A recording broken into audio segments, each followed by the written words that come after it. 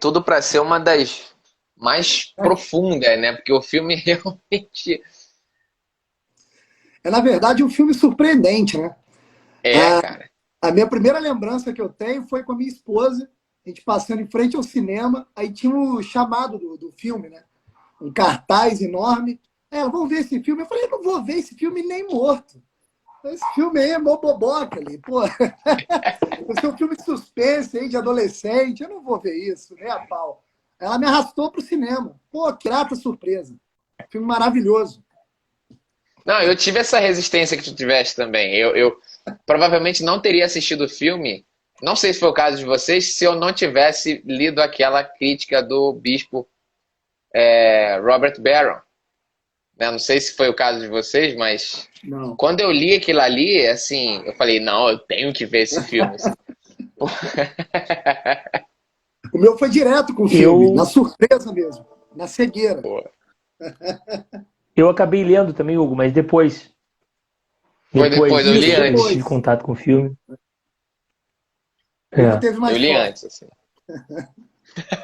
E, e o Krasinski, um diretor novo, assim, né? Um cara dirigindo aí e atuando no filme. Muito talentoso esse cara.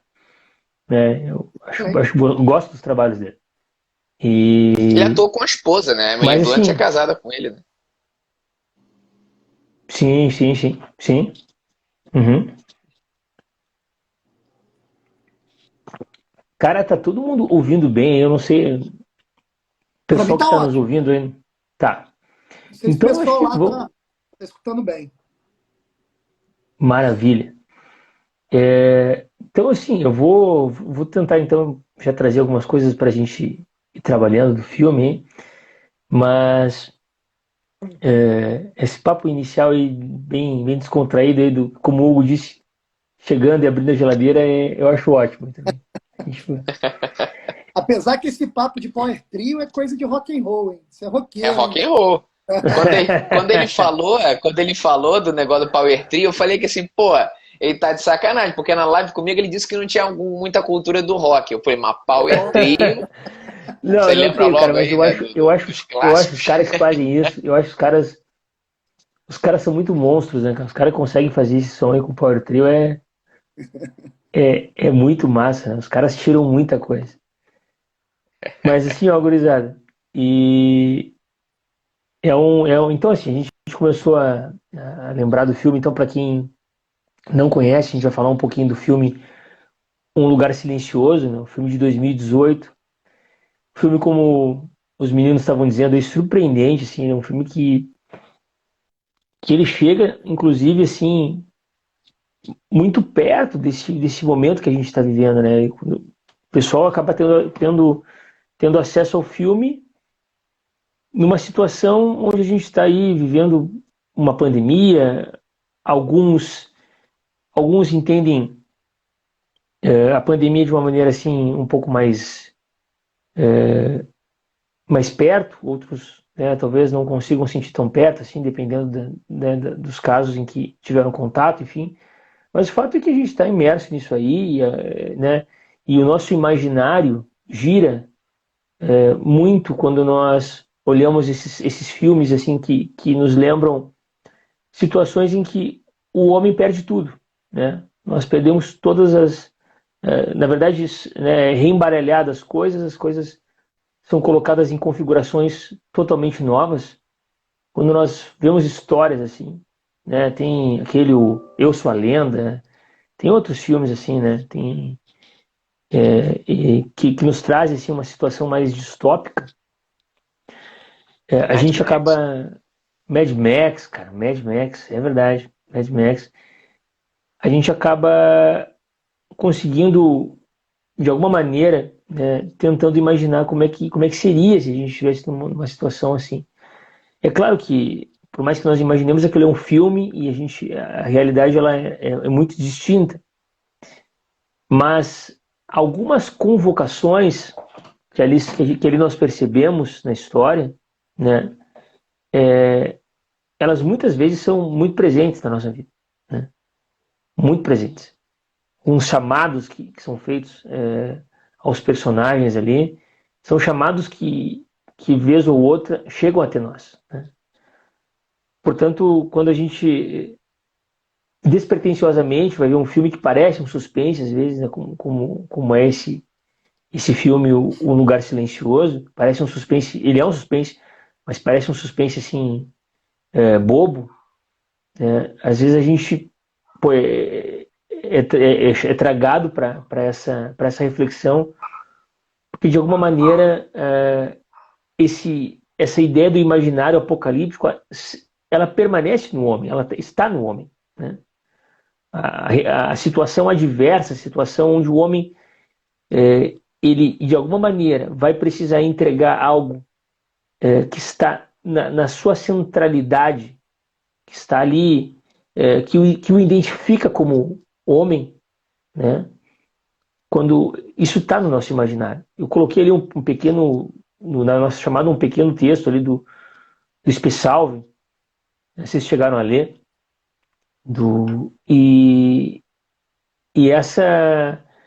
isso, esse elemento da vida humana que diante dessas situações mais que mais confrontam a gente, né, que mais nos fazem que venham à tona os elementos mais importantes do homem, eles só têm uma chave. Quando uma chave para acontecer, uma chave que vai dar a ignição certa, quando nós estamos carregados da esperança certa, né? Senão a gente entra no desespero, senão a gente entra no pessimismo, na apatia, na depressão, né? E aí nós não temos um farol, nós não temos para onde olhar. Mas quando nós, né, tratamos a humanidade, né, tratamos da nossa humanidade de uma maneira séria, né, onde eu estou, quem eu sou e o que eu posso fazer agora, né, com aquilo que eu tenho, bom, aí nesse momento, então, nós estamos olhando para aquilo que nós somos sempre chamados a olhar, né, para o confronto verdadeiro, com o confronto central. Quem é o homem, o que eu posso fazer agora, quem eu sou e o que move essa esperança no meu coração para que agora eu possa tomar uma atitude. Eu acho que nessa toada assim, né, começa mais ou menos a reflexão sobre o filme.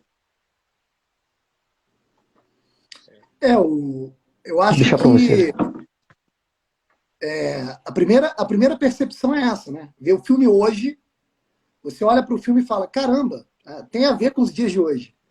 E é engraçado, eu fui rever o filme, numa das primeiras cenas, tem uma manchete de jornal escrito Lockdown, né? Que na época que eu vi o filme não me chamou a atenção, é óbvio. Agora, porra, Lockdown, olha isso. E uma exclamação assim enorme, uma manchete de jornal logo no início do filme. Mas essa reflexão que você fez de entrada, Nanda, é muito importante, né? Nós estamos observando as pessoas, até pessoas próximas, que estão completamente desesperadas pelo momento que nós enfrentamos, o que mostra uma falta de meditação sobre a finitude, né? Uma falta de meditação sobre a morte, não é isso? Porque quando a gente olha o filme ele tem poucos personagens, é só uma família.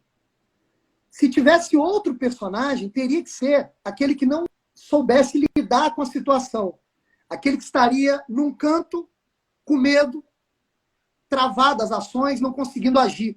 Porque o filme nos surpreende logo de cara. Como eles sabem agir naquele momento? Todos eles. A família inteira já está bem prostrada na situação. Postada, melhor dizendo. Ou seja, ela sabe como agir. Ela sabe exatamente como agir naquela situação muito difícil.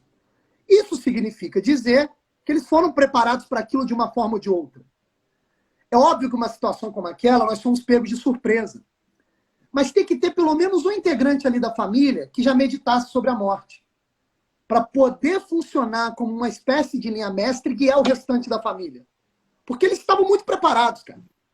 Você não tem um outro personagem do filme que está mal preparado. E quando nós olhamos para a nossa situação hoje, o que a gente só vê são pessoas mal preparadas. Elas não meditaram sobre a finitude, não meditaram sobre a morte, foram pegas de surpresa, estão cagando de medo dentro de casa. Elas não sabem agir, né? Então, talvez a primeira relação que chama a atenção do filme com o que nós estamos vivendo hoje é essa necessidade de meditar a própria morte, de meditar as dificuldades da vida, de meditar a própria finitude do corpo. Ela chegou, bateu na porta, por mais que seja um evento mais midiático do que qualquer outra coisa, a morte bateu na porta e as pessoas não sabem como lidar, né? E no filme nós encontramos um outro quadro.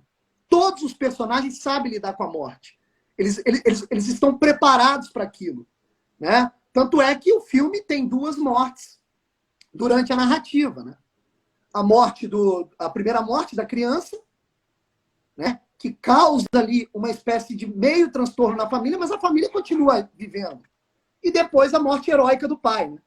Sem querer aqui adiantar a live. Mas essas 2 mortes, a família passa bem por essas 2 mortes. Porque ela continua se virando, ela continua vivendo. Ela continua tentando ali achar o seu lugar, né? No meio desse cenário distópico, né? Então, talvez esse primeiro paralelo seja importante. A gente olha para as pessoas hoje, cara, as pessoas não estão preparadas para isso daí. Elas não meditam a própria morte, né? É incrível, porque quando você procura na internet relatos de pessoas que quase morreram, de pessoas que passaram por um desespero muito grande, é muito comum você achar o relato de que o filme inteiro da pessoa passou na cabeça naquele momento, naquele instante, que ela quase morreu. Como se naquele momento ela fosse forçada, né, a se situar na existência, né? E eu creio que o cenário distópico é um cenário muito rico para a gente debater essa questão da morte, da proximidade da morte, né, desse risco eminente, né? Você tem que viver sabendo que a qualquer momento alguém pode morrer, um ente querido, você mesmo, né? E é quando você olha para o que está acontecendo hoje, as pessoas, infelizmente, não meditam sobre isso, não acham que é uma questão importante, até o momento que a morte bate na porta. E as pessoas ficam desesperadas, né? Talvez essa primeira relação seja necessária, né? Eu acho que vocês dois falaram uma palavra que eu acho que é a grande chave aqui, que é o desespero. Perfeito. Né? E não à toa, né, o Nando muito sabiamente colocou justamente um trecho da espécie Salve, né, que é uma reflexão sobre a esperança. Desespero é desesperança, né? É perder a esperança, que em última análise é um dos grandes fios que mantém a humanidade, não no sentido geral, mas a nossa humanidade. E eu achei muito interessante quando você fala da preparação, porque a maioria dos filmes distópicos, filmes de zumbi, né, apocalípticos no geral, eles refletem a perda da humanidade. Aqueles que sobrevivem são justamente aqueles que estão preparados no sentido muito material. Eles estão preparados para, vamos dizer, utilizar armamento, são preparados para saber atirar num ente querido quando esse ente querido foi, vamos dizer, mordido ou infectado, alguma coisa assim. Retrata uma perda da humanidade, e a perda da humanidade como elemento de salvação, que é uma inversão diabólica. Esse filme, ele faz o contrário. Ele mostra como que é justamente nesses momentos graves, nesses momentos limites, em que nós somos chamados a atuar de modo mais humano ainda. Ou seja, a perda da esperança é o próprio inferno. Não é à toa que na entrada do inferno de Dante, né, você tem aquela frase, né? Abandonai toda a esperança ou a vós que entrais. Ou seja, a partir daquela porta você deixa de ser humano. Ser humano é ter esperança. Ser humano é justamente nesses momentos mais graves atualizar a potência esperante, né?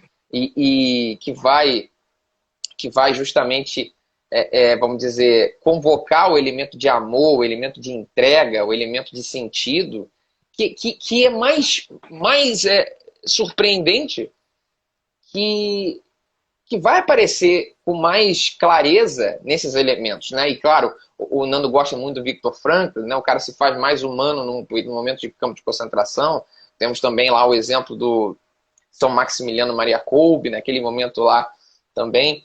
E é interessante como você pega, eu não sei se vocês tem costume de ler o Theodore Dalrymple, né? Ele tem um pequeno texto no livro Nossa Cultura, O que Restou Dela, que ele fala sobre uma enfermeira que mora num país africano pequeno, que estava assolado pela guerra, pela fome. Ele tinha o costume de visitar países em crises humanitárias, países, né, com ditaduras e tudo mais. E ele via que essa mulher, ela mantinha a casa dela, assim, ela ia para ela fazer as coisas que ela fazia, né, sujava toda de sangue e tudo mais, mas quando ela chegava na casa dela, era tudo muito bem arrumado, tudo muito limpinho, o jaleco dela era alvejado, era bem branquinho e tudo mais. Aquilo era o elemento que mantinha, não simplesmente ela sã, mas que trazia para ela o elemento de humanidade que era a força para enfrentar aquele tipo de situação. É. Perfeito. Isso ainda, a gente nem chegou a falar ainda do campo do silêncio propriamente dito, mas de todos esses elementos humanizantes que precisam estar presentes ali, ou seja, essa preparação, né? Preparação é ser cada vez mais humano. Perfeito. Muito bem, muito bem, muito bem, assim, muito boas duas falas, assim, acho que elas são fundamentais, assim, fico muito feliz de poder ouvir isso de vocês e de poder, assim, né, também, sabe, participar dessa reflexão, porque essa é uma reflexão que nos falta muito hoje. A gente vai vivendo nesse automatismo, né, a gente vai vendo as coisas acontecer e a gente esquece que de algum modo, nesse momento não tem mocinho e bandido, né? Não tem. Nos momentos em que a gravidade. Nós precisamos, como o Roberto disse, salvar a humanidade, mas não daquela maneira de ser um herói de salvar a vida da humanidade, mas salvar o que há de humano em nós. E isso, né? Isso quando nós fazemos, nós acabamos por abandonar a pretensão do heroísmo. Eu acho que começa por aí, sabe? Hoje, de certa maneira, se perdeu um pouco essa habilidade de ser herói, por assim dizer, porque se quer ser herói. Se quer ser um herói sem que se passe pelas custas de ser um herói, certo? Então, por exemplo, eu tenho alguns amigos até que estão aí que são colegas enfermeiros que trabalham até inclusive em UTI. As UTIs estão lotadas, você sabe disso, né? Então, assim, aquilo que no início da pandemia se tinha dúvida, estão lotadas, não estão lotadas. E tem gente trabalhando muito aí. O Hugo falou também sobre uma enfermeira mas no momento em que as pessoas estão preocupadas com aquilo que elas vão de uma maneira assim expor para que as pessoas façam uma ideia imaginativa delas, para que elas, né, acabem se satisfazendo com isso. No momento em que isso é o centro das ações, nós não vamos encontrar realmente verdadeiros heróis. Vamos encontrar pessoas que vão estar dispostas a fazer alguns trabalhos, né, alguns trabalhos às vezes difíceis, mas que no final das contas vão cobrar por isso. E quando eu digo que vão cobrar por isso, é porque vão querer um reconhecimento necessário. Eu quero ser reconhecido, né? Eu quero que as pessoas, de certa maneira, fiquem me devendo, né? Quando a gente já começa com esta intenção, né, a nossa trajetória, seja ela no campo que for, né, para que nós realmente façamos algo diante de situações difíceis, catastróficas, penosas, nós já começamos muito errado, né? E esse elan do heroísmo se perdeu. Porque a gente vê que, na verdade, quando todas as câmeras se fecham, né? Quando a gente já não está mais sendo filmado, quando a gente não está mais sendo visto, quando a gente não tem mais a pretensão de ser lembrado, né? Naquele instante é que a gente então consegue de fato extrair algo de genuíno. E o cenário distópico, né, que a gente percebe no filme e nesses filmes, eles já começam por aí, né? Não, quer dizer, tu não tem mais nada, né? Enquanto a gente ainda tem o que perder, enquanto a gente ainda tem o que barganhar, aquilo que tem de mais fraco em nós, que faz com que a gente queira muito é, é, salvar pelo menos a nossa reputação, ele vai fervilhar, né? Mas quando nós perdemos muitas coisas, quando nós perdemos às vezes tudo, bom, aí as coisas realmente elas modificam, certo? E, a humanidade, e o ser humano o ser humano é aquele que diante das situações mais graves da vida, ele se defronta com, com o espectador que é ele mesmo e com aquele que é o onisciente, né? Né? Se você acredita em Deus ou não, tem, mas e mais nada, e mais nada, né? Quando você tem estas peças no tabuleiro, então aí sim você pode de alguma maneira dizer, olha, talvez eu esteja fazendo agora aqui a coisa certa. Talvez agora, nesse momento que eu perdi tudo, eu esteja fazendo a coisa certa. Eu tenho um amigo que perdeu o pai essa semana retrasada, na pandemia.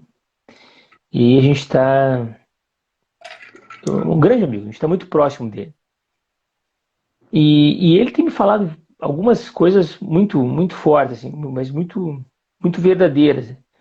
E uma delas que ele falou é o seguinte: olha, Nando, eu não sei o que vai acontecer. A mãe dele está doente também. A mãe dele está internada, bem grave.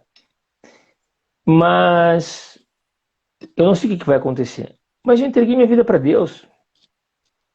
Então, o que acontecer é providência. O que acontecer faz parte da condição que Deus me deu agora.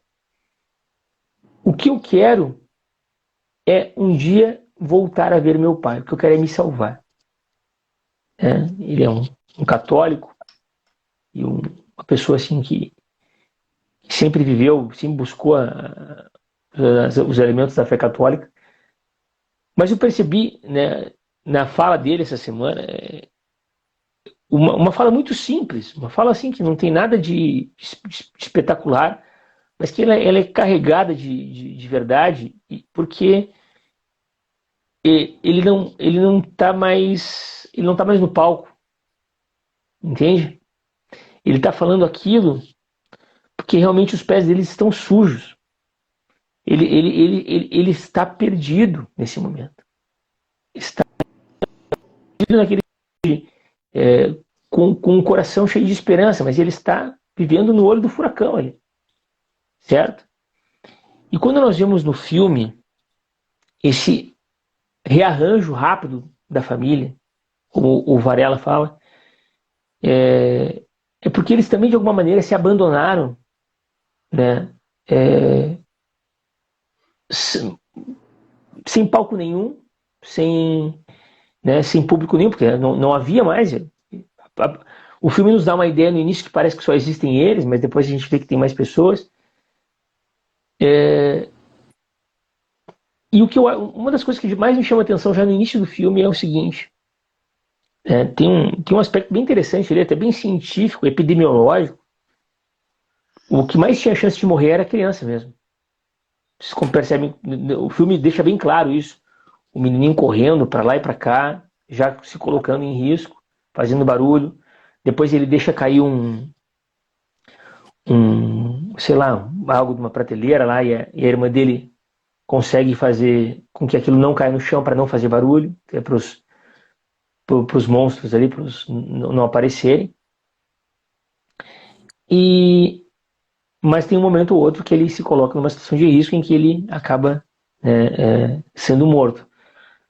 Para quem não sabe, né, o filme Um Lugar Silencioso fala sobre uma situação em que umas criaturas alienígenas, talvez, ali, não sei exatamente, Isso é que é legal também. Ele deixa em aberto. O que são essas criaturas? Só vou terminar então. A gente não sabe exatamente o que elas são, mas elas são movidas pelo barulho. Quando alguém faz barulho, ou quando algo, né, emite uma frequência mais alta, as pessoas, né, que estão ali fazendo aquela movimentação, elas são atacadas por essa criatura e são mortas. São mortas. Né? E isso acabou com a humanidade. Já vou adiantar uma reflexão, é o seguinte, né? Às vezes o excesso de barulho, né, nos coloca em mais risco ainda, né? Mas voltando ainda para o filme, então esse menininho de 2, 3 anos, ele não consegue não fazer barulho. Em algum momento ali, o outro ele se colocou numa situação maior de risco e ele foi morto. Ele é o menos apto naquele instante. Então tem até uma reflexão científica, epidemiológica interessante, sabe? Porém, a família continua. E a gente vê que eles estão centrados quando nós percebemos que ninguém carrega exatamente... Ninguém carrega, não. Carregam a culpa sim. Mas ninguém coloca a culpa em outro sobre o fato. Veja que morre uma criança, um bebê, que deveria ser o mais protegido da família. Tá? Essa criança, ela é capturada, ela é morta ali pelos esses monstros. E o que poderia gerar um problema já central ali de discórdia, de acusação, não acontece porque a família não está preocupada naquele momento em encontrar os culpados. Né? Não está preocupada em rotular, né, algum dos seus membros ali, porque isso eles sabem que vai enfraquecê-los. Eles sabem que ninguém queria estar naquela situação. Né? Então o erro de um, naquele instante, é o erro de todos. E o acerto de um também é o acerto do grupo. Mas a gente percebe já esse elemento de maturidade, né, que eles estão ancorados em algo realmente maior. Né? É difícil desestruturá-los. É difícil colocá-los em situação de desespero. Porque eles estão em um plano de ação central que não está relacionado, claro que está relacionado, mas não está condicionado à situação. Percebem isso? Sim, lógico. O que você citou é muito interessante, que é a questão da criança, né? O primeiro indivíduo ali da família que é assassinado. Né? A criança sempre está brincando. Vocês perceberam isso? Ela corre para lá, corre para cá. Ela simboliza, de certa forma, né, o movimento da nossa alma de desconcentração. O movimento da nossa alma que é barulhento. A nossa imaginação que fica caminhando em círculo a todo momento, que não nos deixa perceber aquilo que é mais importante, que nos distrai de fato, que nos tira da realidade, nos aliena e nos distrai daquilo que está acontecendo de fato. Né? A criança é um efeito alienante da família.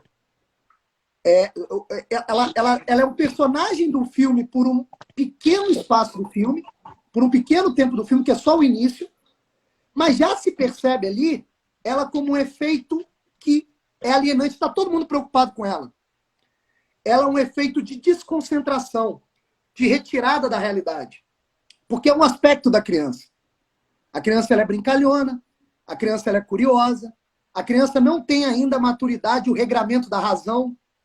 Então ela simboliza ali, muitas das vezes, o movimento da nossa alma de imaginação sem a determinação da razão.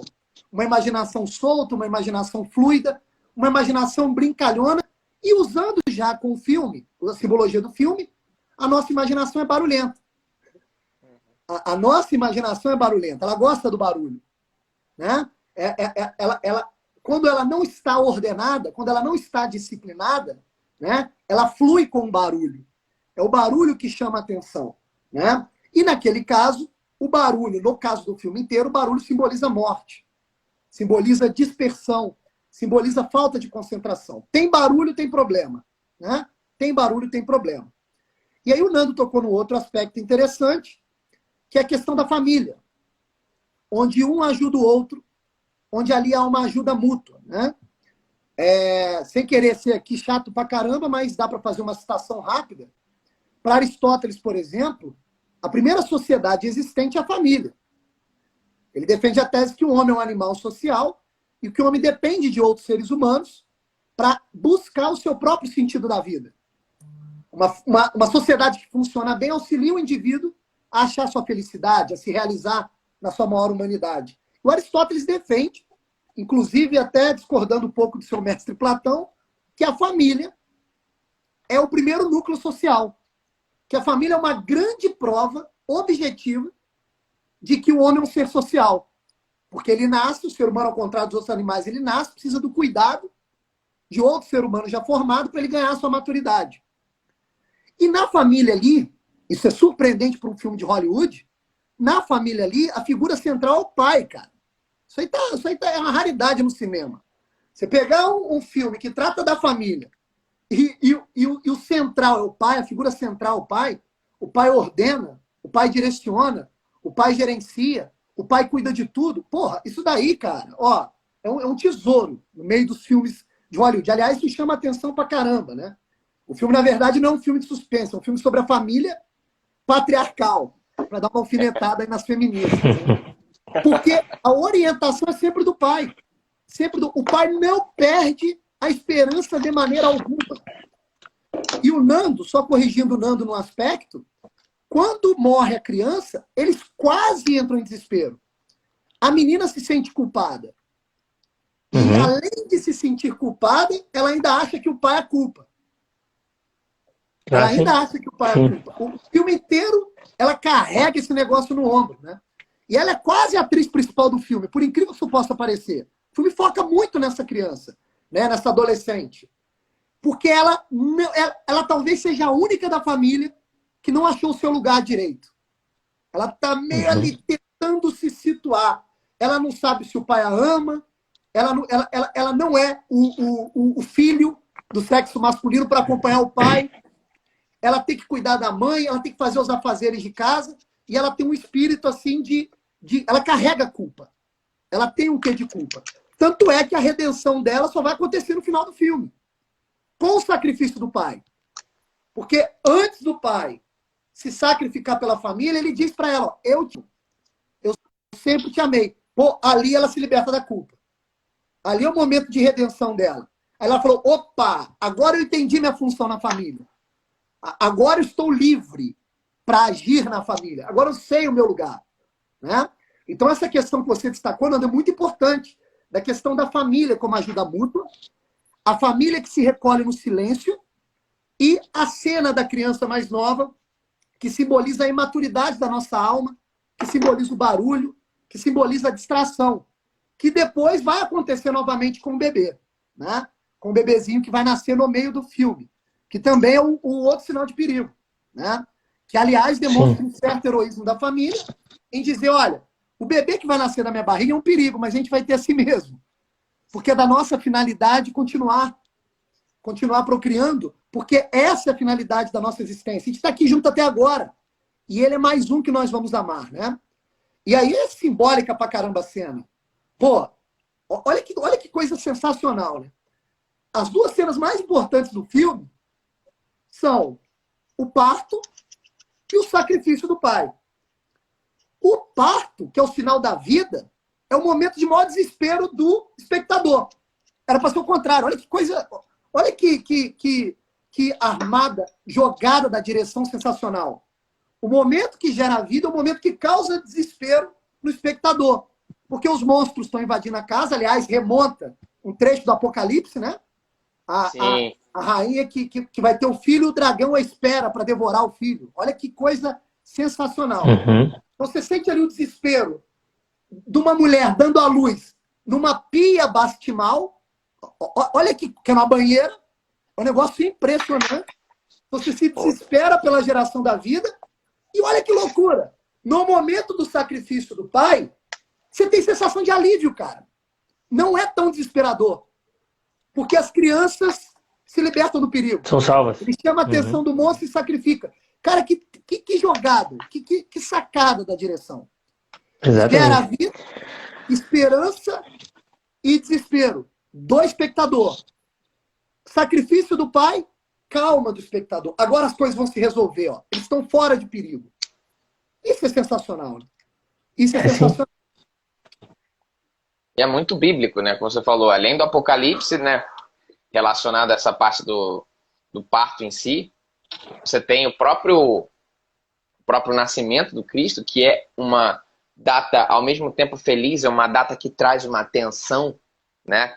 Em seguida você tem o sacrifício dos inocentes, você tem toda a perseguição, e a morte, né? É a esperança, né? Porque a morte redentora, ou seja, é muito, muito perfeito isso. É realmente a analogia bíblica, a referência bíblica é muito forte, né? E uma coisa que eu acho interessante, ainda sobre esse aspecto da estrutura familiar, né, que tu falou bem aí, que assim, é como se a gente percebesse, ao ver um filme como esse, como que a situação em que nós vivemos é artificial. A gente sabe, poxa, você tem aqui toda a construção da civilização que sustenta uma série de possíveis que, numa situação limite, absolutamente vão retroceder para uma estrutura mais tradicional. Perfeito. Ou seja, você pega, você tem aqui uma igualdade de decisões, todo mundo manda, todo mundo se respeita, todo mundo fala o que quer, pá. Mas quando você vai para a situação limite, toda aquela carga originária de estrutura, ela volta. O teatro ela não volta. O teatro, isso, exatamente, né? É aquela história, né, que eu vi uma vez uma figurinha que era assim um penhasco e um sujeito e um tronco, e tinha na parte de terra firme, né, tinha um sujeito sentado no tronco e estava escrito assim nesse sujeito, tradição. E aí tinha um outro sujeito lá na ponta do tronco que estava pendurada escrito assim, acho que era liberdade, alguma coisa assim, e ele estava serrando o tronco. E você vê que realmente tudo que nós temos, ele está sustentado nesses elementos que são tão rejeitados, né? Ou seja, essa experiência toda do aburguesamento que tanto se fala, né? Ele desaparece numa situação limite como essa aí. Então, todos aqueles elementos assim que nos parecem tão antiquados, que nos parecem tão criticáveis, né? Eles, na verdade, reaparecem, e não reaparecem como elemento ideológico, como elemento de imposição. Eles aparecem como um elemento próprio vamos dizer, não só da estrutura, da natureza, né? Não simplesmente como uma estrutura de sobrevivência meramente material, mas como de sobrevivência humana, mesmo, no sentido forte da palavra, né? Esses elementos, eles são a única saída no final das contas. Sim. Elas são a entrada e são a saída, né? Eles são vamos dizer, o que possibilita a construção e o que impossibilita a destruição. Perfeito. Impede a destruição. Então, você vê em Hollywood, você vê toda essa desconstrução das figuras, né? Um filme que me marcou muito nesse sentido da desconstrução das figuras foi o filme da Mulher Maravilha, né? Que tem uma cena que na hora que eu vi eu fiquei aterrado, né? Porque ela é uma espécie de deusa pagã, né? Feminina. E ela tá no topo de uma igreja, no meio de uma guerra rolando, e vem lá aquele bombardeio, né? A igreja é destruída. E ela aparece no topo daquela igreja e ela é idolatrada. Ou seja, você há a substituição simbólica da figura do pai por uma figura feminina que, vamos dizer, que está no lugar da figura do pai. Essa que é a grande questão, né? Porque Uhum. A simbólica do feminino, ela tem uma força própria enquanto simbólica do feminino. Mas quando ela se inverte e se Perfeito. coloca no lugar do masculino, ela perde toda a sua força. Não é só o homem que perde. Perde todo mundo. Uhum. Perde todo mundo. E Quando- nesse sentido, o filme se arrisca, né? O Grito Silencioso. Porque tem um diálogo que deixa só isso claro. Ela lá tinha acabado de parir, o bicho pegando, todo mundo, os monstros espalhados na casa. Aí ele dialoga com ela, ela olha para ele e fala: olha, você tem que cuidar dos nossos filhos, você tem que proteger a família. Ela fala: ó, você é o homem da casa, né? É, Você é o homem da casa. Olha, eu sou a mulher, Ela ó, fala tô isso aqui, eu mesmo. tô germinando. Eu recebi e tô germinando. Agora você é o homem da casa. Agora É é contigo. sensacional. Agora, Cara, agora é contigo. Exatamente. tu sabe que pô, o Roberto ia falando ali dos elementos simbólicos em paralelo com a Bíblia, e também tu percebe que depois que morre o pai, eles também ficam mais fortes. Eles são tomados por uma inspiração, por uma perfeito. força. Eles são iluminados de alguma maneira. Eles, como muito parecido com a ação do Ato dos Apóstolos, né? Então, assim, Sim. é, muita ligação mesmo com aqui, né? E aí tem gente que pode achar que a gente está achando, assim, fazendo Símbolo onde não paralelismo tem. onde não existe, mas são muitos os elementos, né? São E muito na evidentes, verdade, né? as estruturas dos filmes, dos clássicos, porque assim, o bom diretor, ele conhece os clássicos, tá? E as estruturas dos clássicos são estas, entende? É um esqueleto mais ou menos parecido. Seja na literatura, seja no cinema. Tá? Então, os Qualquer, roteiros, qualquer, eles. qualquer, narrativa, qualquer narrativa possível do ser humano é um arquétipo, pô. Então é Exatamente. necessário que o cara conheça os arquétipos. Não tem jeito, né? Então, os caras Entendi. conhecem isso e Mesmo eles que não sabem, seja totalmente assim, intencional. Isso. totalmente intencional. Não é algo assim acidental. Não, aquilo ali é feito para causar esse efeito em nós, porque no final das contas, os grandes diretores sabem que isso é o que nos vincula a eles, é o que nos vincula à sua obra. Né? E essa, de uma maneira um pouco mais à esquerda, um pouco mais à direita, sem política aqui, ou, sei lá, um pouco mais para frente, um pouco mais para trás, mais ou menos assim eles vão contar a sua história quando eles estão ancorados nessas leituras, né, dos clássicos. Logo depois que então a gente tem ali a morte do menino, e em que então eles quase entram em desespero, né, Roberto? Mas eu achei assim que eles realmente conseguiram segurar a onda, né?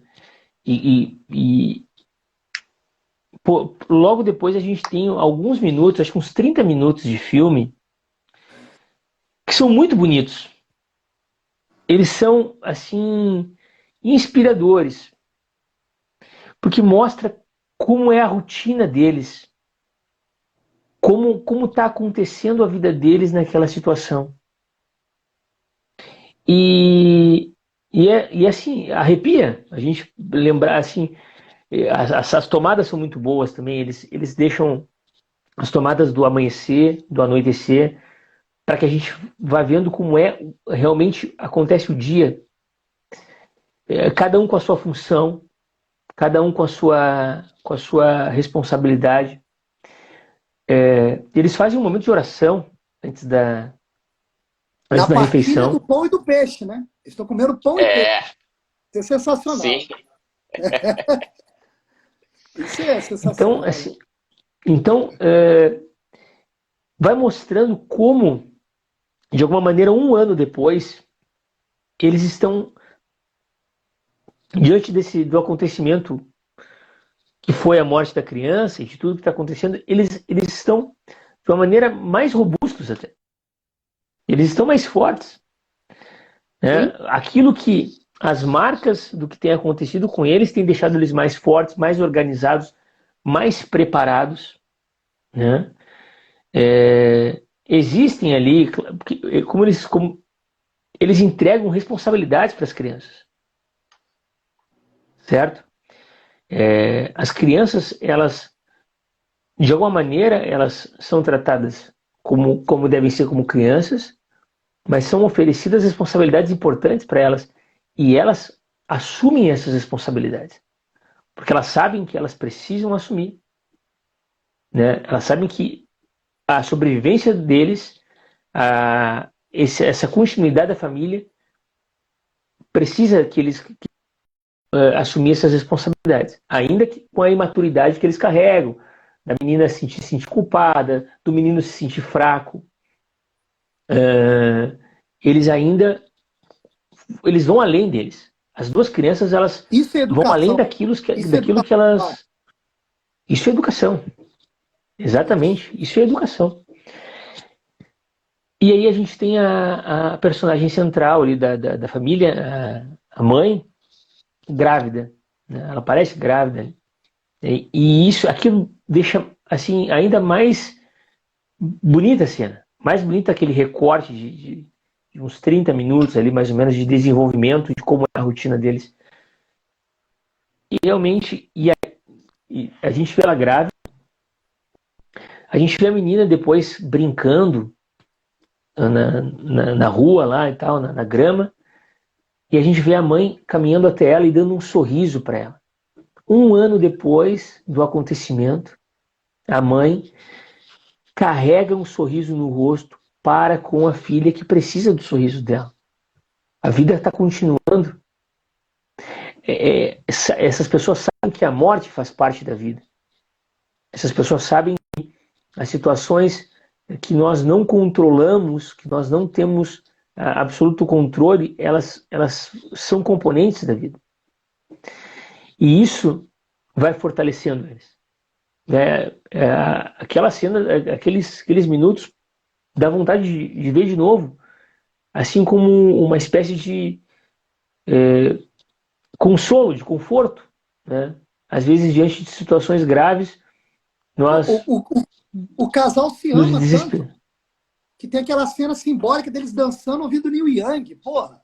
Exatamente. E eles jurando ali amor um pro outro. Aquilo é bonito. Não, cara, essa cena é de tirar o boa, couro, muito cara. boa. É lindo, lindo. Porque o ritmo, Então, você vê que eles têm um ritmo assim quase litúrgico nessa rotina. Esse miolo, né? Uhum. Sim, eles não podem errar, né? Eles sabem que eles não podem errar. Eles precisam ser constantes, precisam ser organizados e precisam dessa leveza, né? Que de alguma maneira eles estão carregando aquela situação, né? Que é não deixaram, o casal não deixou de ser romântico, as crianças educadas carregando responsabilidade e tudo aquilo muito, de certo assim, muito harmônico, né? A gente vê que eles, apesar de tudo que aconteceu, né, eles carregam em si uma esperança de que talvez aquilo um dia deixe de acontecer, né? E aí fica para nós mais um ensinamento do filme, porque como a noite escura para nós, como o dia pesado, ele às vezes ele tem uma força muito maior. Como nós não esperamos às vezes o amanhecer, como nós não esperamos às vezes o próximo dia, o próximo acontecimento, né? E ficamos presos, né, de uma maneira assim desesperada, de uma maneira assim andando em círculos às vezes por um acontecimento às vezes muito pontual e às vezes aquilo nos toma paz, nos toma toda, às vezes a gente toma decisões importantíssimas nesses momentos quando nós deveríamos assentar e esperar o outro dia. Então eu acho essa parte do filme sensacional. Eu acho que a grande mensagem do filme tá nessa parte, né, Biel? Que é justamente onde não há ação, né, propriamente esperada de um filme de monstros e tudo mais, né? É onde realmente o filme mostra a sua força, né? para pra pensar, o Uhum. filme passa a maior parte do tempo em completo silêncio. Não há falas, não há diálogos. E o filme te prende esse tempo todo. Eu E você fico, tá eu fico vendo ali. imaginando, eu fico imaginando pegar essa meia hora de filme, viajar na máquina do tempo e dar para um morador do campo na Idade Média. Olha aí que filmaço. Ele vai olhar e falar assim, mas isso aí é normal, pô. Essa é a nossa vida. Isso é a nossa vida. É. O que é a família é Não, isso. sim, é. Isso me lembra. É difícil não lembrar daquela reflexão do Cardeal Sarrat, né? Ele fala do silêncio mesmo, né? E ele tem toda uma coisa sobre como tudo é barulho, né? Tudo nos convida ao barulho. E ele diz que o pior barulho é o barulho interior, né? Que é o barulho da nossa alma, né? Que se externaliza. Então o filme, de certa forma, ele coloca para fora uma série de movimentos internos da alma humana. Isso E a aí. gente consegue visualizar. Por exemplo, Varela, tu falou esse negócio da criança, que é o elemento das faculdades psíquicas mais básicas, né? Daquele senso comum, tá recebendo, né? A imaginação que processa aquelas imagens recebidas do meio, os movimentos apetitivos, né? Ainda sem o controle da reta razão. Isso. Exatamente. E aí você vê isso muito em todos os personagens. Você vê a menina com a sua, como dizer, sua dinâmica própria da adolescência, né? A indefinição da personalidade, né? Quem sou eu? Qual o meu papel aqui? Eu tenho aqui uma responsabilidade, uma culpa que eu carrego e não consigo processá-la. O menino que é um devir homem, né? É a minha fraqueza.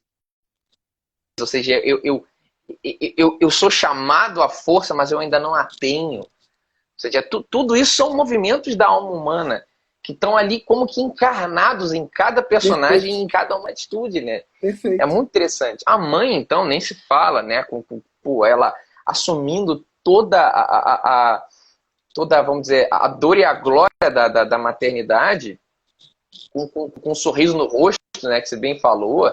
Ela fica difícil aqui a gente não pensar naquele outro paralelo bíblico, né? Quando fala que no proto-evangelho, né? Que a mulher será ferida no pé e ferirá a cabeça. E acontece no filme, cara. Ela pisa lá no negócio e machuca o pé. Fora que é um cravo no madeiro. Né? É um cravo no Olha madeiro. isso, cara. Aquilo... Não, E o padre Paulo Ricardo chama a atenção de um detalhe do filme que eu não tinha percebido. O nome da família é Abote, que traduzido para o português é abadia. Eles são os abades. Que tem uma vida monástica. É um mosteiro, exato. Louco. E o que é o mosteiro? O mosteiro foi justamente o fundador da civilização. Foi o que sustentou a civilização quando ela acabou. E que promoveu a construção da civilização a partir daí. É exatamente isso que acontece no filme. Por um trio de ações. Serviço, silêncio e vida espiritual. Isso. Que são os três pilares da família no filme. Guardaram tudo que poderia ter se perdido. Guardaram. Sim. Exato. E para o momento que um dia, né, a humanidade voltasse a florescer, estava tudo ali. E a família é isso. A família ela guarda os elementos centrais da humanidade. Realmente um filme de Hollywood que surpreende. Né? É bom demais quando isso acontece.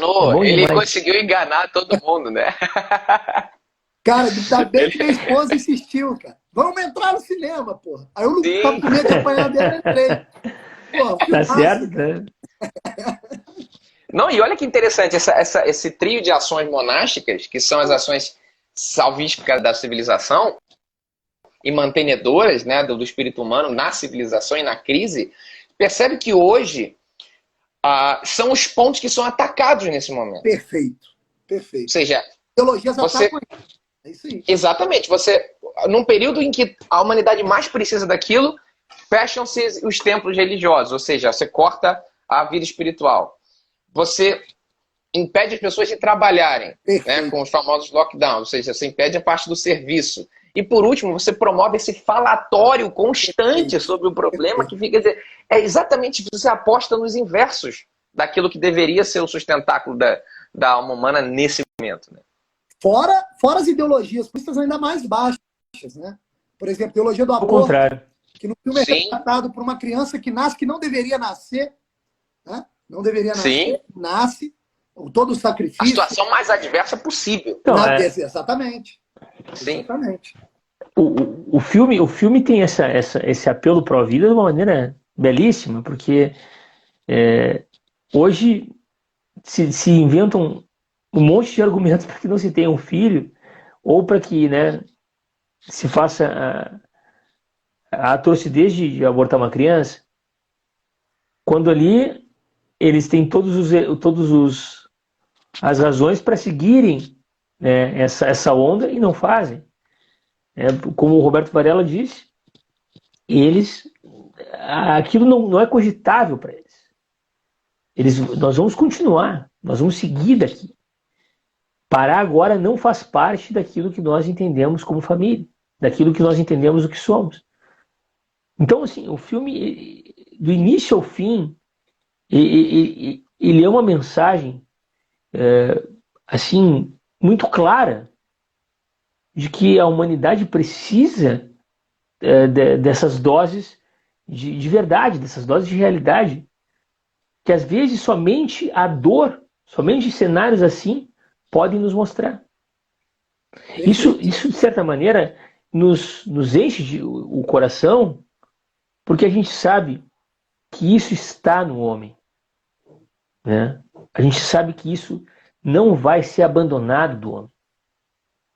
Entende? Isso não. Então, façam o barulho que quiserem, esperneiem o quanto quiserem contra aquilo que nós sabemos que está ligados ao homem de maneira eterna. Essas coisas não vão se descolar. Então, mais cedo, mais tarde, quando a poeira baixar, então me dá aqui a responsabilidade que agora eu sei o que fazer. Certo? Sim. Assim, parou a brincadeira, vamos falar sério? Então me devolve que nós vamos organizar as coisas. É assim que funciona. É assim que funciona. E o herói da vida real, que é o pai, para complementar o que você acabou de falar, o Nando, ele, além de atrair a morte para ele, ou seja, se sacrificar, né, realizar o ofício sagrado, atraindo a morte para ele para salvar a família, ele deixa um aparato tecnológico para salvar a família, que a menina se surpreende. Ela nunca tinha ido lá. Falou, caraca, meu pai é realmente um herói, deixou isso tudo. E dá para fazer uma analogia com o aparato tecnológico deixado por Cristo. Sim. Que são os sacramentos. Isso também é sensacional. Ele atrai a morte para ele para salvar a humanidade e deixa os sacramentos para os homens, a partir da Santa Igreja.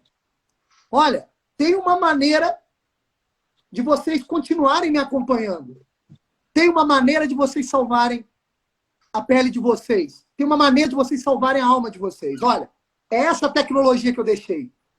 Essa analogia também fica muito clara, né? Porque quando, no final do filme, na última cena, a mãe pega a arma e arma, né? Deixa na agulha, naquele momento, a esperança renasceu. Ó, assim, tá bem mais seguro agora. Porque o homem da casa, o pai, deixou as ferramentas necessárias. Tem um norte para ser seguido. Ele deixou uma bússola. Né? Isso é interessante também, né? Sim. Isso também, sabe que isso está muito ligado à vida do trabalho intelectual, né? Que hoje em dia ela é assim, muito menosprezada, né? Trabalho intelectual para quê? Se o mundo é tão prático, né? E a gente vê ele trabalhando diariamente nessas coisas. Ele tem uma rotina de trabalho e não se tem um resultado, não se tem um produto a princípio, né? Nem a própria menina não vê resultado, que ela que espera um resultado maior do pai ali, ela não vê, ela diz, não dá certo as coisas que ele faz. Mas o trabalho intelectual é este, né? É um trabalho que às vezes não é visto, é um trabalho que às vezes se espera um resultado num momento, mas ele não está pronto, Não é aquele momento ainda, mas vai chegar o momento em que a ordem das coisas colocará ele como sendo o mapa da situação. Colocará o trabalho intelectual como sendo aquele que vai dizer: olha, agora essas coisas são para lá, essas coisas são para cá, o caminho é este, né? Então, assim, é mais como a gente falava da vida monástica, também tem esse chamado, porque a vida intelectual, ela é essa vida também interior, ela é essa vida devota, né? É um monasticismo Então, leigo. é um monasticismo leigo, é um monasticismo leigo. E dessa maneira, o filme mostra que o cara vai trabalhando naquela oficina que parece não ter sentido, muitas vezes, mas ali está a chave para que as coisas continuem. E ele não verá isso. Ele não verá. Eis a questão. Ele não verá isso. Mas é porque ele está trabalho ancorado, ele tá ancorado em 3 virtudes: fé, esperança e caridade. Então, a ação dessas virtudes, elas não são visíveis no primeiro momento no plano material, né? Elas são visíveis Sim. depois, na hora derradeira, né? Essa reflexão sobre o conflito entre a vida intelectual, né, recolhida, né, silenciosa, né, e que não espera um resultado imediato, e a ação prática. Chesterton tem uma frase sobre isso. Não sei se vocês lembram, né, que ele fala que nas situações de crise, o que é necessário não é um homem prático. É justamente o homem que reflete, o homem intelectual. Porque é no momento em que as ações práticas elas perdem a sua validade, seu sentido, né? E é necessário um recolhimento. É necessário que se, vamos dizer, se processe sem pressa, ou seja, aquela coisa toda do Goethe, né? De é urgente ter paciência, né? É preciso que naquele momento ele faça aquele tipo de movimento, né? Inclusive agora lembrei porque o amigo aqui falou que saiu do coffee agora, né? O Leandro, meu grande amigo Leandro.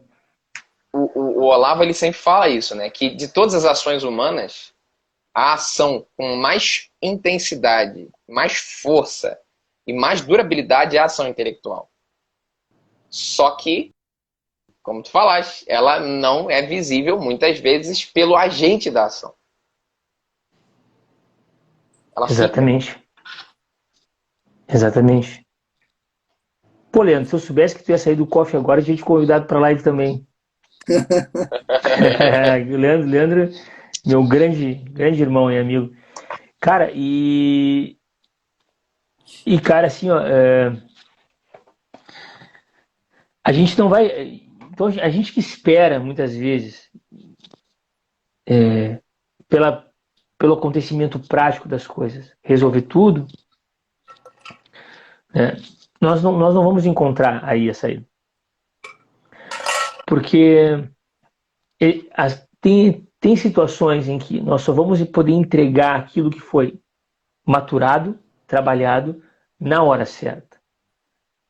Então, esse coração acelerado, esse coração que tem pressa, barulhento, essa alma que de todo modo quer desesperadamente fugir do problema, ela não está pronta para esses momentos. Ela não está pronta. O Padre Francisco, aí também, meu grande amigo, chegará o dia em que o monasticismo leigo superará o dos religiosos práticos. Olha, eu acho que nós estamos bem próximo disso aí. Com certeza. Com certeza, gente, com certeza. Então, superará e talvez alimentará isso os religiosos práticos, né? Sim.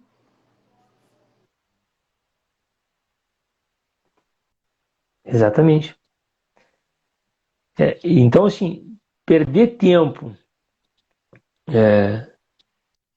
em reunir essas práticas que muitas vezes são perdidas por nós ao longo dos anos, recolher. A gente está vivendo agora, a gente entra na Semana Santa, né? É a chamada final para que a gente possa viver de certa maneira, essa vida olhada para dentro, olhada para algo que nós somos assim. Nós precisamos de estímulo, nós precisamos de uma Semana Santa, nós precisamos da Quaresma, né, para que a gente possa estar sempre se aprumando, sempre voltando os nossos olhos para coisas centrais, para nós, para aquilo que é verdade, para aquilo que é realidade, para aquilo que não passa, para aquilo que não depende da circunstância. Então, quando nós, enquanto nós não olharmos essas obras e não dissermos assim, poxa, essa é a saída, talvez seja essa a saída, né? Nós vamos continuar nesse barulho, nós vamos continuar nesse falatório que não tem razão, né? A classe médica que sempre esteve, né, desde todo o seu período de ação histórica, envolvida socialmente, politicamente, cientificamente e muito bem embasada, está assim, completamente perdida. Por quê? Porque invocou um elemento de autoridade sem que fizesse uma maturação dele. Invocou um elemento de autoridade sem que vivesse a submissão à verdade, né? Como nos diz o padre Setillan. Eu preciso ser escravo da verdade. Se eu não for escravo da verdade, eu serei sucumbido pela realidade. E essa família ela só sobrevive no filme porque eles são escravos da verdade. Eles andam com a verdade diante dos olhos. O que classifica alguém perdido? O indivíduo perdido é um indivíduo que não tem prioridade. E qual é o critério que dá prioridade? A autoridade da verdade, porra. Se você perde a autoridade da verdade, você não tem critério de ação. Se você não tem critério de ação, você está perdido. Você vira escravo dos impulsos mais baixos, né? Você capta ali a forma sensível das coisas e passa a ser escravo dessa volúpia mais baixa, né? Você vira criança, que quer brincar de avião, que quer fazer barulho, que quer correr para lá, que quer correr para cá. A figura central do pai no filme, ele tem a verdade. A autoridade dele é a verdade.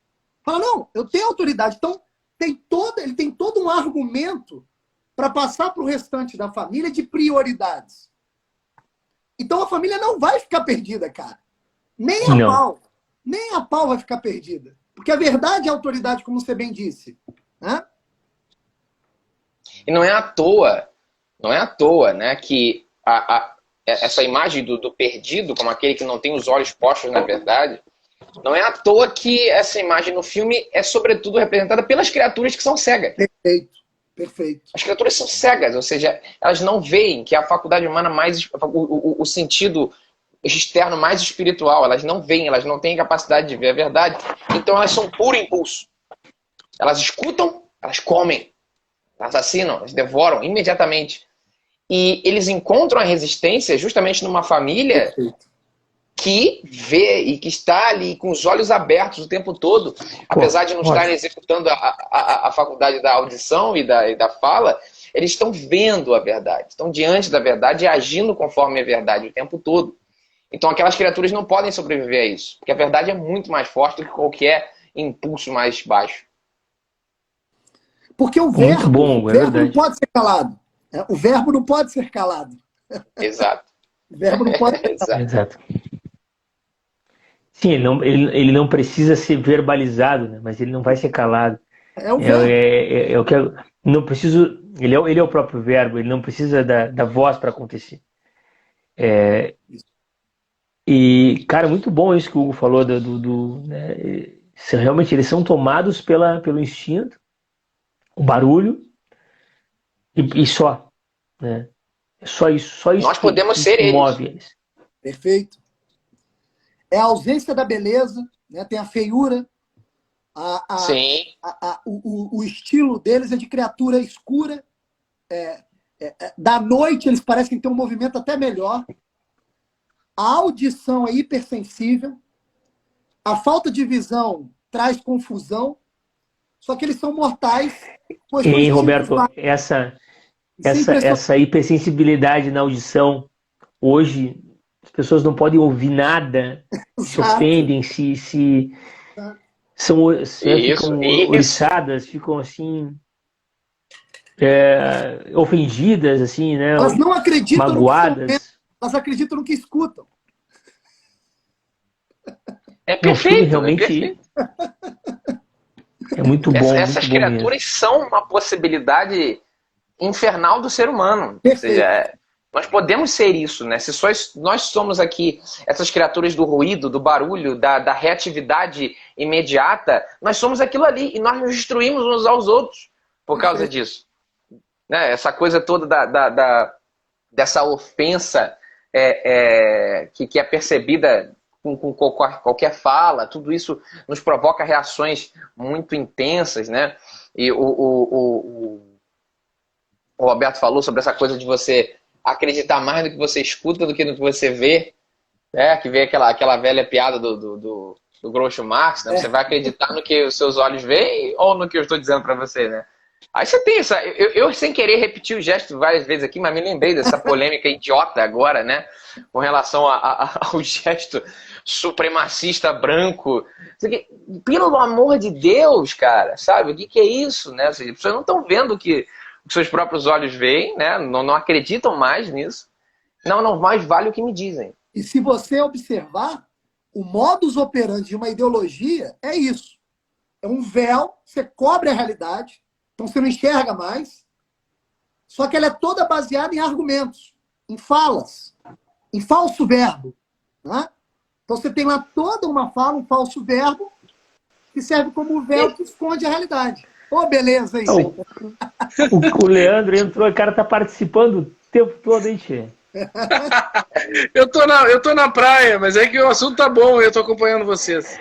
Não, assim, o Leandro falou uma coisa ali, Guris, que é o seguinte, ó, que a salvação vem por meio de algo que... uma deficiência da menina, ela é deficiência auditiva. Boa. Quando eu sou fraco, é que eu sou forte. Né? Do problema do pequenino, né? do mais fraco surge a solução para que eles acabem com o mal. Então, fala aí, Leandro, para nós, hein? Não, é isso aí. Primeiro, assim, né, parabenizar vocês aí, a live tá muito boa. Eu não consegui pegar antes, eu saí da aula do COF agora, mas é bacana porque o professor estava falando um pouco disso, assim, né? O Olavo falou um pouco do que vocês estão falando também, foi bem legal. E aí quando eu vi que vocês estavam falando do filme, sabia que vocês iam falar, o Nando já tinha me falado, eu fiquei me lembrando de algumas cenas do filme, né? E isso é uma das coisas que mais me chama a atenção, assim, agregando mais aí as análises que vocês já fizeram, essa questão exatamente do ponto mais fraco da família, né, daquela pequenina que era deficiente auditiva, né, do ponto mais, talvez assim, do elo mais fraco daquela corrente é que surgiu a solução, né? E de todo o trabalho que foi feito pelo pai, né, então amarrar isso com a vida intelectual também, ou seja, essa construção ao longo do tempo de várias por tentativa e erro, dele construir uma solução, né? Lá pelas tantas, lá adiante os pontos se conectaram, né? Aquilo que parece como que Deus usou de todo o trabalho do pai, né? Todo o esforço que o pai teve, somado à deficiência da filha, e naquela circunstância, naquela ocasião, então Deus tornou possível uma solução através daquele momento, né? Que não poderia ter sido feito se não fosse vivido tudo aquilo que se viveu, construído tudo aquilo que se construiu, de ação humana até aquele momento, né? Perfeito. Mais ou menos isso. Assim. Perfeito. E o trabalho intelectual do pai, né? Isso que é interessante também, ele também é forte porque ele é um trabalho intelectual articulado com a circunstância. Ele é um pai que não sofre o dilema do Origens Lessa, né? Do feijão e o sonho. Ele tá ali totalmente instalado na circunstância, ele cumpre suas obrigações, ele trabalha, ele faz tudo, e se dedica ao mesmo tempo, como seu foco, como sua ênfase, ao seu trabalho silencioso, solitário ali, que em última análise vai ser vamos dizer, a salvação para o problema. Exatamente. Exatamente. Não, a gente percebe isso. A menina ela tem o temperamento mais talvez assim mais perigoso para a situação, né? E é dela ali que sai, né? Diante das circunstâncias, ela tem a deficiência dela, mas é desse trabalho com ela, talvez de onde não se esperava, é dali que sai a solução para que se enfrente aquele mal. Quando ela se libertou da culpa, ela passou a saber o que ela tinha que fazer, né? Isso é importante. Não, não, Varela, isso é mais um elemento de que mostra que essa coisa totalitária de que a gente tem que acabar com aquilo que é frágil, né, aos nossos olhos, né? O aborto, pela fragilidade da vida do feto, ele começa por aí, entende? E o filme mostra que não, que são estes que muitas vezes carregam consigo a força para que as coisas aconteçam, né? Quer dizer, existe o sentido de cuidado da família, toda a organização, todo o sentido de amor que a família oferece, ela é enriquecida pela situação da menina, né? Eles sabem da situação, eles adaptam tudo para ela, certo? E é nessa força que tem a solução, que sai a solução. Então, esses discursos de eugenia, certo? Eles também são refutados no filme. Eles também, o filme ele abarca com uma força as verdades que hoje estão sendo tão atacadas que a gente não espera que esse filme pudesse realmente, como o Hugo disse, sair de Hollywood, como tu falou também, Roberto. Eu não sei se vocês falaram, eu não peguei o início da live, mas eu acho que é uma coisa legal, se vocês falaram depois até já me digam, eu não vou adiante com o raciocínio. Mas o paralelo que existe entre a vida intelectual e a vida espiritual também está presente no filme e me parece, em toda aquela construção, assim, como eles sobreviveram ao longo de tanto tempo. Porque tem todo um método que eles criaram para poder, assim, aquela questão das estradas e do barbante, do nylon, saber por onde ir. Então, assim, existe uma estrada que é segura e eu sei por onde andar, eu sei que ali há segurança naquela estrada, né? E como isso tem muita relação também com a vida espiritual, né? De que há um caminho que já foi trilhado, um caminho que a gente sabe que é seguro, né? Então, por que eu querer não andar naquele caminho que já é sabido, né? Então, e esses caminhos me levam aos lugares em que eu preciso ir, né? E claro, isso é uma coisa mais anterior, mas me parece que também é importante porque a vida intelectual e a vida espiritual elas estão ligadas.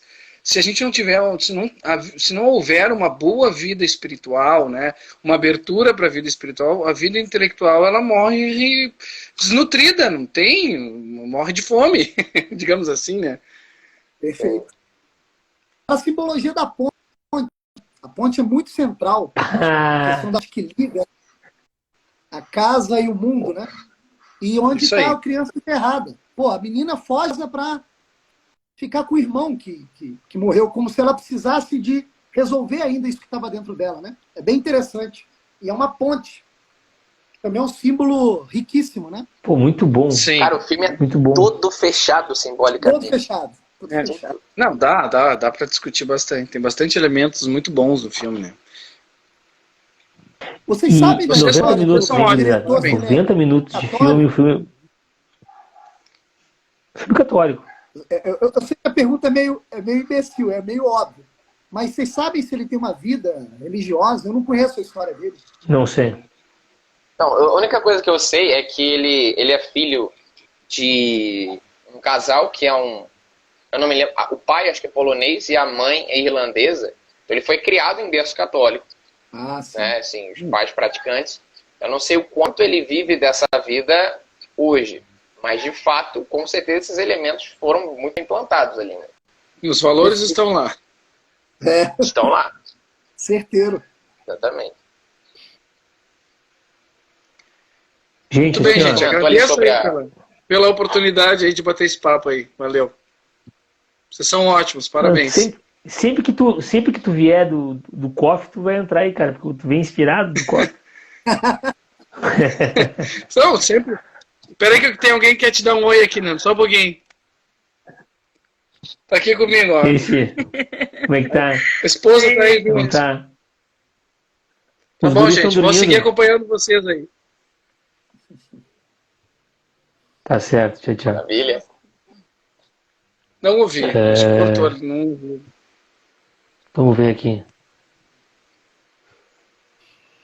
Acho que é isso aí.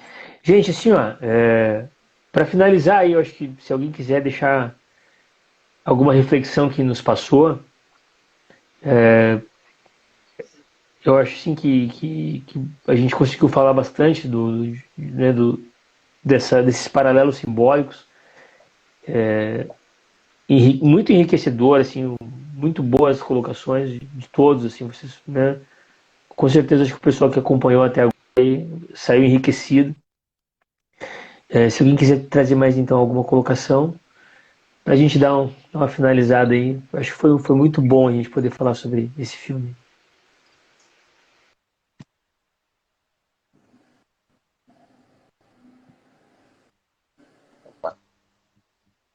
Sim.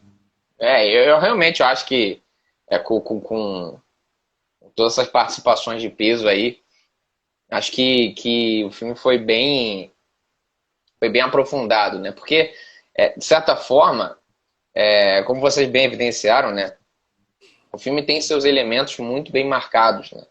Então, para um olhar atento, né, eles vão aparecer, né? Ele não precisa da gente fazer um grande, vamos dizer, esforço aqui, né, para extrair, porque ele tá lá, ele é muito claro, né? Ele é muito, vamos dizer, no bom sentido da palavra, é simples, né? Ele não quer complicar o que não precisa ser complicado, né? Ele está apresentando para a gente ali os elementos, e é até interessante, né? Porque o filme é de 3 anos atrás, né? 2018. E hoje, 2018, né? E de certa forma, ele poderia ser entendido como uma nova instrução para hoje. Ele deu para a gente as ferramentas para a gente, olha, caso aconteça alguma coisa assim, ó, é assim que a gente tem que fazer. Tal como essa família do casal de abades, né? Esse é o caminho. Agora, uma outra coisa que acho que a gente pode, já caminhando para o fim, né? O filme é surpreendente por ser de Hollywood, deixaram esse filme ser veiculado, e a impressão que eu tive quando eu vi o filme, e vi de novo hoje, é que não tem filme bom. Assim, não passa filme bom mais. Você não vai achar filme bom no cinema, cara. Porque quando a gente vê esse filme, a gente fala, caramba, tinha que ter mais filme desse tipo. Você imagina uma escala um pouco maior, a gente voltasse lá na década de 60, 50, 60, onde só tinha filmaço nesse tipo, né? Mostrando a família, mostrando a realidade como de fato ela é, né? Como o imaginário das pessoas era preenchido de outra forma. Como essa situação que a gente está passando agora seria resolvida de uma forma bem melhor do que eles estão tentando resolver, né? Sim. Ou seja, esse tipo de filme faz falta.